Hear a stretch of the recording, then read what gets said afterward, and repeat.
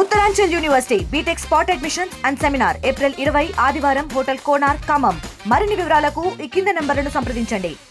Siddipet municipality పరిధిలో బల్దియాకు సంబంధించి ఒక వినూత్నమైన కార్యక్రమానికి శ్రీకారం చుట్టారు. అదేంటంటే గడప గడపకు కౌన్సిలర్, సమస్య మీది పరిష్కారం మాది అనే నినాదంతో సిద్దిపేటలో ఉన్నటువంటి 39th ward councillor Deepti Nagaraju ఉన్నటువంటి కుటుంబాలను పర్యవేక్షణ చేస్తూ ఈ యొక్క వార్డులో ఉన్నటువంటి సమస్యల పరిష్కార దిశగా పరుగులు పెడుతున్నారని చెప్పొచ్చు. ఎందుకంటే ఈ యొక్క అధికారుల చుట్టూ తిరగాల్సింది కాదు, ఖచ్చితంగా మేము ఒక ప్రజాప్రతినిధిగా గతంలో ఓటేశారు, ఖచ్చితంగా మీ సమస్యల పరిష్కారానికి మేము ముందుంటామని చెప్పి వినూత్న రీతిలో ఈ యొక్క కార్యక్రమాన్ని నిర్వహిస్తున్నారు. దానికి సంబంధించి దీప్తి నాగరాజు మనతో ఉన్నారు. మేడం చెప్పండి, అంటే ఇటువంటి మంచి ఆలోచన ఎందుకు వచ్చింది, ఎప్పటి నుంచి మొదలుపెట్టారు ఇది? మేము గత 2 years నుంచి తిను పాంప్లెంట్ రెడీ చేస్తూ ఉన్నారు. సో ఏంటి అంటే రాజకీయంలోకి వచ్చి 9 years అవుతుంది. ఫస్ట్ టర్మ్ మొత్తం టోటల్గా నేర్చుకున్నాను, సబ్జెక్ట్ అంతా నేర్చుకున్నాను ప్రజల ద్వారా. సో ప్రతి ఒక్కరు గ్రౌండ్ లెవెల్ సమస్యలు గ్రౌండ్ లెవెల్లో ఉంటాయి. నీటి కొరత కానీ, నల్ల రావటం లేదు, స్ట్రీట్ లైట్ వెలగటం లేదు, ప్లస్ రేషన్ బియ్యం ఎప్పుడు ఇస్తున్నారు, రోడ్డు సరిగా చేయండి, మోరి దిగట్లేదు, ఇలాంటి గ్రౌండ్ సమస్యలు ఉంటూ ఉంటాయి. ఇంకొకటి ఏంటి అంటే అమ్మ మాది ఇంటిది మొటేషన్ ఉంది, సో ఆధార్ కార్డు అప్డేట్ చేయాల్సింది ఉంది, ఇలా చిన్న చిన్న చెప్తూ ఉంటారు. సో 5 సంవత్సరాలు వాళ్ళు ప్రాబ్లం చెప్పడం, వాటిని రెక్టిఫై చేయడం జరిగింది.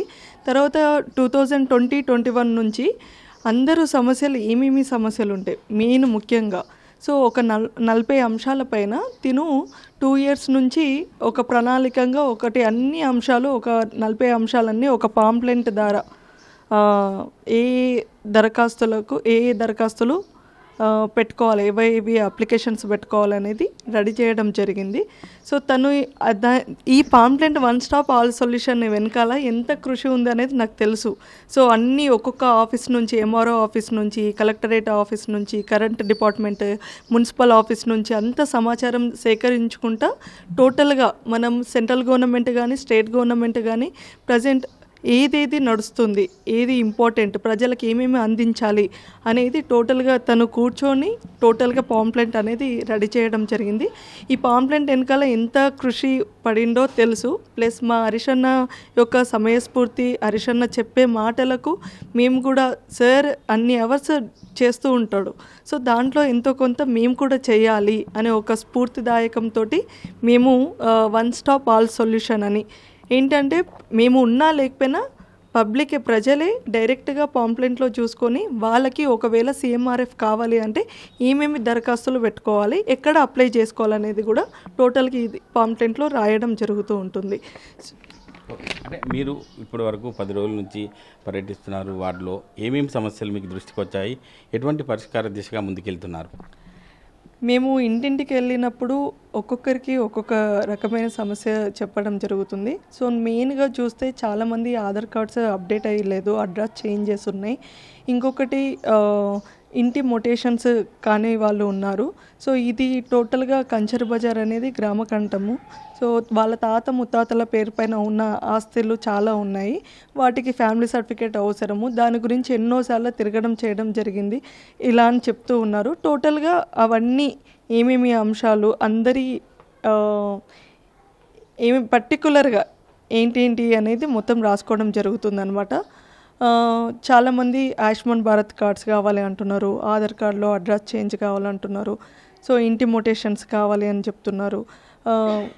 నెక్స్ట్ కొంతమంది సిఎంఆర్ఎఫ్ ఎంతమందికి వచ్చినాయి, ఇంకెంతమందికి రాలేదు, పర్టికులర్గా డీటెయిల్స్ వాళ్ళకి చెప్పడం జరుగుతుంది, వాళ్ళ దారి నుంచి తీసుకోవడం జరుగుతుంది సమాచారం. అంటే రేషన్ కార్డు విషయంలో మీరు చెప్పారు, సన్న బియ్యం ప్రభుత్వం ఇస్తుంది, కానీ గతంలో 10 సంవత్సరాల నుంచి రేషన్ బియ్యం వాళ్ళ పేర్లు యాడ్ కాక చాలా ఇబ్బందులు ఎదుర్కొన్న పరిస్థితి ఉంది. కొత్త రేషన్ కార్డులు ఇప్పటివరకు రాలేదు. అంటే ఏం చెప్తారు ఆ విషయంలో? జిల్లా యంత్రాంగానికి ఏం చెప్తారు? మున్సిపల్ బల్దియాకి మీరు ఏం రిక్వెస్ట్ చేస్తారు ఆ విషయంలో?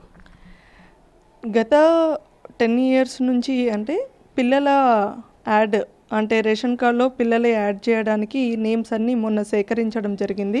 సో ఇప్పుడు పిల్లల నేమ్స్ కూడా యాడ్ అయిపోయినాయి, కానీ కొత్త రేషన్ కార్డ్స్ రాలేదు.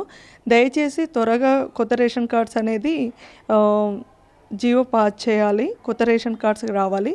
ఎన్నో సంవత్సరాల నుంచి ఎదురు చూస్తున్నారు. ఎందుకంటే రేషన్ కార్డు పైనే ఆధారపడి ఉన్నాయి.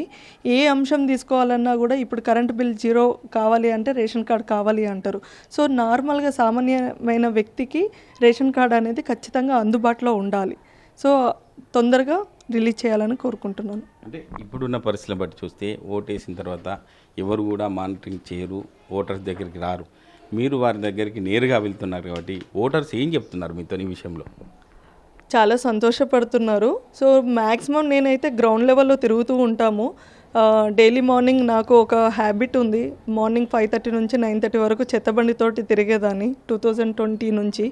కానీ 2023లో నాకు చిన్న ఆపరేషన్ సర్జరీ వల్ల నేను ఒక 1 ఇయర్ బ్యాక్ అయిపోయాను.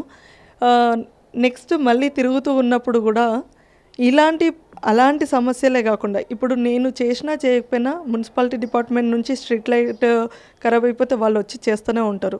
డ్రైనేజ్ వ్యవస్థ చేస్తూ ఉంటారు. మనం వెనకాల ఉండి మార్కెట్ అంటే పుషప్ చేస్తూ ఉండాలి. ఈ పని చేయండి అని చెప్తూ ఉండాలి. అది గ్రౌండ్ లెవెల్లో జరుగుతూ ఉంటుంది. సో ఇంటికి సంబంధించిన ఈ సమస్యలు ఏంటి మెయిన్. సో ఒక్క ఇంటికి ఒక్కొక్క సమస్యలు ముడిపడి ఉన్నాయి. సో ఆ సమస్యలు వాళ్ళు చేయలేక అని కాదు, అది చేయడానికి టైం లేక అని కాదు. చాలామంది ఏ ఆఫీస్కి వెళ్తే ఎంత టైం తీసుకుంటున్నారు, ఒక ఆధార్ కార్డు చేయించుకోవాలంటే ఒక 2-3 సార్లు తిరగాల్సి వస్తూ ఉంది. వాళ్ళకి టైం సరిపోదు. లేకపోతే ఆఫీస్కి వెళ్ళినప్పుడు ఒక దరఖాస్తు ఇవ్వమంటారు, ఇంకో దరఖాస్తు చెప్పరు, ఏం తేవాలి ఏం తీసుకురావాలనేది చెప్పారు. సో ఈ విధంగా పబ్లిక్ సమస్యలు ఫేస్ చేస్తున్నారని తెలిసింది. సో దానికి పర్టికులర్గా ఒక ప్రణాళిక సిద్ధంతో, ఒక గట్టి సంకల్పంతో 1 స్టాప్ ఆల్ సొల్యూషన్ అని పెట్టి 40 అంశాలపైన మేము అడుగుతూ ఉన్నాము. ఈ 40 అంశాలు కాకుండా మిగతా అంశాలు కూడా మేము సబ్జెక్ట్ నేర్చుకోవడం జరుగుతుంది. అంటే నేటి సమాజంలో భర్త విజయం వెనుక భార్యది ఒక హస్తం ఉంటుందని చెప్పి అంటారు. కానీ భార్య విజయం వెనుక భర్త ఉన్నట్టు ఇప్పుడు తెలుస్తున్నట్టు మాకు తెలిసింది. ఏం చెప్తారు మేడం? అటువంటి హ్యాపీ మూమెంట్ ఏం చెప్తారు మీరు? అవునండి, రియల్గా చాలా హ్యాపీ అని. ఎందుకంటే నేను చదువుకుంది బీటెక్. నాకు బీటెక్ సంబంధించిన బుక్స్ మట్టుకే తెలుసు. గ్రౌండ్ లెవెల్ సొసైటీకి ఎంతో చేయాలి, హెల్ప్ చేయాలనేది ఒక అంశం మాత్రమే ఉండేది నాకు. కానీ మనము చదువుకున్న విద్యార్థి రాజకీయంలోకి వస్తే ఎలాంటి మార్పు ఉంటుంది అనేది మనం చూపెట్టాలి అనేది నాకు మైండ్లో నింపేవారు. 2016లో ఆ విధంగా చెప్పి నన్ను ఇండిపెండెంట్గా నిలబెట్టడం జరిగింది. సో అప్పటి నుంచి నాకు బ్యాక్ అండ్ బోన్గా నా భర్త ప్లస్ మా మామయ్య, ఇంట్లో ఫ్యామిలీ మెంబర్గా మా మామయ్య కూడా ఎంకరేజ్ చేసేవాళ్ళు. సో సమాజంలో ఇలా ఉంది, ఇలా చేయాలి, ఇలా పెట్టాలి, ఇలా ఉపాధి ఇవ్వాలి, అందరికీ మంచి పేరు రావాలి అంటే అందరికీ సర్వీస్ చేస్తేనే మంచి నేమ్ వస్తూ ఉంటుంది అని చెప్పేవారు. సో వాళ్ళ ఎంకరేజ్మెంట్ తోటి నేను ఇంత యాక్టివ్గా వర్క్ చేయడం జరుగుతుంది. అంటే గతంలో వార్డుకు సంబంధించి సాంస్కృతిక విభాగం కావచ్చు, ఇటు బతుకమ్మ కావచ్చు, మంచి మంచి కార్యక్రమాలు ముందుగా మీరు తీసుకొని చాలామందిని కూడా చాలా ప్రోగ్రామ్ చేసిన పరిస్థితి మనం గతంలో చూసాం. అంటే భవిష్యత్తులో అంటే ఎటువంటి కార్యక్రమాలతో ముందుకెళ్తారు? ఏ కార్యక్రమం చేసినా ఒక వినూతంగా చేస్తూ ఉంటాము. ఇప్పుడు నార్మల్గా మీరు 2 months బ్యాక్ హోలీ చేసాము. అది ప్రకృతి సహజ సిద్ధంగా కలర్స్ తయారు చేసాము. అది ఒక్కటే కాదు, ఏంటి అంటే ఎవరి గల్లీలలో వాళ్ళు హోలీ ఆడుకుంటూ ఉంటారు.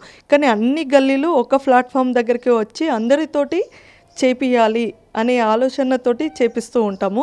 ప్లస్ అందరూ నేర్చుకోవాలి అని సండే రోజు స్వచ్ఛబడిలో వర్క్షాప్ కండక్ట్ చేసి అన్ని గల్లీల నుంచి పిల్లలందరినీ అక్కడికి తీసుకొచ్చి పాలకూరతోటి ఎలా రంగు తయారు చేయొచ్చు, బీట్రూట్ తోటి ఎలా రంగు తయారు చేయొచ్చు, క్యారెట్, సో అన్ని కాయగూరగాయలతోటి ప్రకృతి సిద్ధంగా వచ్చిన వాటితోటి ఎట్లా న్యాచురల్ కలర్స్ తయారు చేయొచ్చు, అసలు న్యాచురల్ కలర్స్ ఎందుకు వాడాలి అనేది పిల్లలందరికీ చెప్పడం. సో పిల్లలతోటి సెలబ్రేషన్ చేయడం అలా జరుగుతూ ఉంటుందన్నమాట. సో బతుకమ్మది కూడా వినూత్న కార్యక్రమమే. బతుకమ్మ అందరూ దాదాపు ఒక 400 మంది మహిళలు వస్తారు బతుకమ్మకు. సో బతుకమ్మ అప్పుడు అందరు పేర్చిన బతుకమ్మను అందరం సంబరంగా ఆడుకొని ఆ బతుకమ్మను కూడా మేము ఎక్కడో వేయము, స్వచ్ఛబడిలోనే మళ్ళీ కంపోస్ట్కి యూజ్ చేయడం జరుగుతూ ఉంటుందన్నమాట. సార్ మీరు చెప్పండి, అంటే వారి యొక్క రాజకీయ అరంగేటం చేశారు, మీరు ఎన్నుకుంటే నడిపిస్తున్నారు, అంటే ఎట్లా అనిపిస్తుంది సార్ మీకు? వార్డులో తిరుగుతుంటే ఏమంటున్నారు? వార్డు ప్రజలకు సంబంధించి ప్రతి విషయంలో చూసుకోవచ్చు, వినూత్నంగా ఆలోచన చేస్తుంటారు, ముందుకెళ్తుంటారు, అంటే ఏం చెప్తారు సార్ మీరు ఆ విషయంలో? నమస్కారం అండి. ముఖ్యంగా ఈ గడప గడపకు కౌన్సిలర్ సమస్య మీది పరిష్కారం మాది అనే ఆలోచన నాకు హరీష్ రావు గారు గవర్నమెంట్ హాస్పిటల్ ఇన్ఛార్జ్ చెప్పారండి గత 5 ఏళ్ల కింద. అప్పుడు నేను హాస్పిటల్ ఇన్ఛార్జ్ ఉన్నప్పుడు అక్కడికి ఎంతోమంది ప్రజలు వచ్చేవారు. ఒక్కొక్కరు ఒక్కొక్క సమస్య గురించి, హాస్పిటల్ సమస్య గురించి వివరిస్తున్నప్పుడు చాలా మటుకి మాకు ఈ ప్రాబ్లం ఉంది, ఆ ప్రాబ్లం ఉంది, మాకు సీఎం రిలీఫ్ ఫండ్ పెట్టుకోవడానికి ఏం కావాలి, ఈ మందులు ఆ మందులు అని అంటే అప్పుడు నేను స్వార్థారా చెప్పి హాస్పిటల్కి ఏమేమి కావాలనో అటు డాక్టర్కి ఇటు పేషెంట్స్కి మధ్యలో ఉండి పరిష్కరించే విధంగా ఐటమ్స్ అన్నీ తెప్పించి ఇబ్బంది కాకుండా చేయించినామని.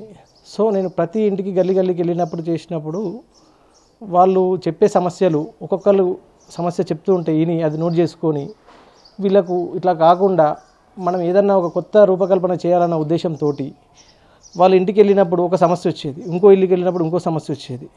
ఇలా మేము రాసుకుంటూ పోతుంటే మాకు ఒక ఆలోచన వచ్చి అన్నింటినీ ఒకే జాగాలో ఏర్పాటు చేయాలని చెప్పి వన్ స్టాప్ ఆల్ సొల్యూషన్ అని చెప్పి ఒక కార్యక్రమాన్ని ఏర్పాటు చేసి పాంప్లెంట్ ఏర్పాటు చేయడం జరిగింది. ఈ పాంప్లెంట్ యాక్చువల్లీ 2020లో స్టార్ట్ చేశామండి. అప్పటి నుంచి దీన్ని ఎడిట్ చేసుకుంటూ దాని సమయం ఇప్పుడు పట్టింది. చాలామంది ఎలక్షన్స్ వస్తున్నాయి, ఎలక్షన్ ముంగడ ఇది అడుగుతున్నారు అనుకుంటారు. అది కాదండి. ముఖ్య ఉద్దేశం ఏంటంటే మాకు కొత్తగా మేము రాజకీయ ప్రవేశం చేశాం కాబట్టి చిన్న వయసులో మాకు అనుభవం అయ్యేసరికి ఈ సమయం పట్టింది. సో అందరికీ అన్నీ అందుబాటులో ఇవ్వాలని చెప్పి ఏ విధంగా అయితే మేము ఇంటికి వెళ్ళి ఓటు అడిగామో వాళ్ళ సమస్యను కూడా అడిగి తెలుసుకొని పరిష్కరించాలనే ఉద్దేశంతో ఈ కార్యక్రమాన్ని మొదలుపెట్టాం.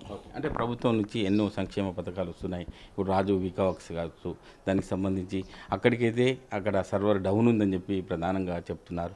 ఆ విషయంలో మీ వార్డుకు సంబంధించి మీరే గ్యాదర్ చేసుకొని వెళ్తున్నారు కాబట్టి అక్కడ పరిస్థితి ఎలా ఉందని చెప్పచ్చు? చాలా ప్రాబ్లమ్స్ ఉంటాయండి. మేము కూడా అడ్మినిస్ట్రేషన్ పరంగా ప్రతి ఆఫీస్కి వెళ్ళి చూసామనండి. అక్కడ టైంకి వెళ్ళినప్పుడు కరెంట్ ఉండకపోవడము, ఆఫీసర్ వాళ్ళకి వేరే డ్యూటీ పడడము, వచ్చిపోయిన తర్వాత ఇందులో ఈ సర్టిఫికేట్ లేదు. మేమే వెళ్ళినప్పుడే చాలా 2-3 సార్లు తిరిగినాం. ఒక సర్టిఫికేట్ తీసుకుపోతే ఒక సర్టిఫికేట్ లేదు అది అని చెప్పి. దీనికి అన్నిటి కూడా కింది స్థాయి ఎంప్లాయీ నుండి ఒక ఎంఆర్ఓ ఆఫీస్కి వెళ్తే కింది స్థాయి విఆర్ఏ నుంచి ఎంఆర్ఓ వరకు కూడా అందరినీ మేము ఒక నోట్ ఫైల్ తయారు చేసి ఇది కరెక్టే ఉందా అని చెప్పి వాళ్ళు అప్రూవల్ తీసుకొని ఇందులో ముద్రించడం జరిగిందని. ఇట్లా అన్ని డిపార్ట్మెంట్లో కూడా వెళ్ళి మేము ఇలా ఒక ప్రోగ్రామ్ ఏర్పాటు చేస్తున్నాము. మేమే సమస్యల దగ్గరికి వెళ్ళి వాళ్ళ ఇంటికి వెళ్ళి కూడా సమస్యలను నోట్ చేసుకొని చేస్తున్నాము. మాకు సహకరించండి, చేయండి అని చెప్పేసి మేము ఆఫీసర్లను అందరూ అడిగితే ఇంత మంచి కార్యక్రమం చేస్తుండ్రు, మేము కూడా ముందుంటాం, చేస్తాం, మీరు చేయండి అని చెప్పి మనం ప్రోత్సహించడం జరిగింది. చిన్నతనంలో వెల్ ఎడ్యుకేటెడ్గా ఉండి ఇటువంటి మంచి కార్యక్రమాలకు శ్రీకారం చుడుతున్నటువంటి 39th వార్డ్ దీప్తి నాగరాజ్ వారి యొక్క తాపత్రయం చూస్తుంటే వార్డు ప్రజల కోసం అహర్నిశలు కష్టపడుతూ ముందుకెళ్లాలని చెప్పి వారు చెప్తున్న పరిస్థితి. అందుకు సంబంధించి కుటుంబ సభ్యులకు సంబంధించి ఒక ఇల్లును పరిశీలించడం జరిగింది. దానికి సంబంధించి వారే ఉన్నారు. మేడం చెప్పండి, అంటే మీకు గతంలో ఎటువంటి సమస్యలు ఉన్నాయి, ఏ సమస్యలు ఈరోజు వార్డు కౌన్సిలర్ చెప్పుకున్నారు మీరు? మాకు ఆధార్ కార్డు ఇట్లా ఇక్కడ అడ్రస్ లేదు, ఆ మేడం చెప్తే చేపిస్తానంది. మాకు కొన్ని సమస్యలు ఉంటే చెప్పాము, అవన్నీ చేపిస్తానంది. మాకు సంతోషం అనిపించింది. మా ఇంటికే వచ్చి మా సమస్యలే తెలుసుకొని చెప్పడం వల్ల. అంటే ఓటేసినప్పుడే ప్రధానంగా 4-5 పార్టీల వాళ్ళు వస్తారు, కానీ ఈరోజు మీకు వార్డులో గెలిచి గతంలో గెలిచి ఇప్పుడు కూడా ఒక 1-2 years తర్వాత మీ దగ్గరికి వచ్చారంటే ఎట్లా అనిపిస్తుంది మీకు? ఓటేసినప్పుడే కాదు, మళ్ళీ మా సమస్యలు తెలుసుకొని మా దగ్గరికి వచ్చినందుకు మాకు సంతోషం అనిపిస్తుంది. ఓకే, మీరు చెప్పండి సార్, ఎట్లా అనిపిస్తుంది? మాకు చాలా సంతోషంగా ఉంది. మా ప్రాబ్లమ్స్ ఏమేమి ఉన్నాయో తెలుసుకొని దాన్ని చేపిస్తానడం.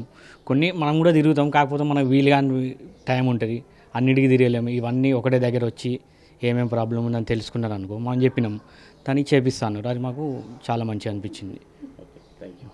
ఇది పరిస్థితి. అంటే పాంప్లెంట్కి సంబంధించి బెట్టింగ్ యాప్ కూడా బలి కావద్దని చెప్పి చెప్తున్న పరిస్థితి.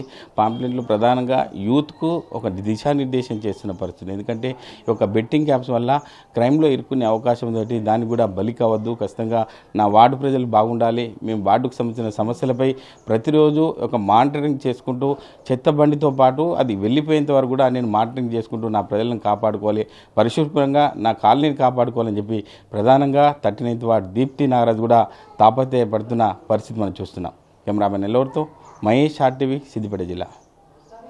మరిన్ని వీడియోస్ కోసం ఛానల్ ని సబ్స్క్రైబ్ చేయండి. లేటెస్ట్ అప్డేట్స్ కోసం వాట్సాప్ ఛానల్ ని ఫాలో అవ్వండి. ఆ లింక్ డిస్క్రిప్షన్ లో ఉంది.